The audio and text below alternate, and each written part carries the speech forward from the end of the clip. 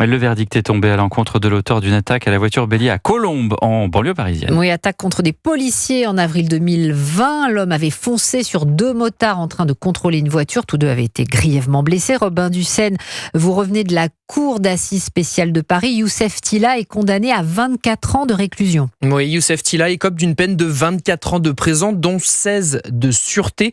Initialement, le parquet avait requis 30 ans de réclusion criminelle, mais la cour a estimé que la situation n'était pas totalement désespérée. C'est aussi l'avis de l'avocat de la défense, maître Fares Edel. On pense que la Cour a entendu un certain nombre d'arguments et d'explications apportés par notre client. C'était important que les victimes entendent ses regrets et ses excuses. C'était important que la Cour les comprenne. Nous pensons que ce verdict permet justement peut-être l'apaisement qui était nécessaire et la reconstruction de tout un chacun.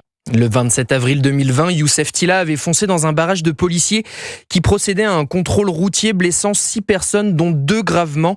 Des motards de la police nationale qui ont subi de multiples fractures et traumatismes entraînant jusqu'à 90 jours d'ITT. Une peine à la hauteur pour maître Léa Sugui, l'avocate de 2 des parties civiles. C'est une peine qui est lourde.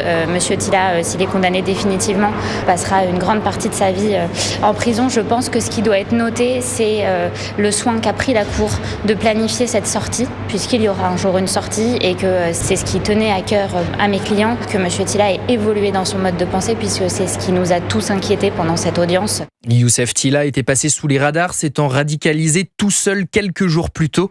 Pour cette sextuple tentative d'homicide, la Cour a retenu le caractère terroriste et la préméditation.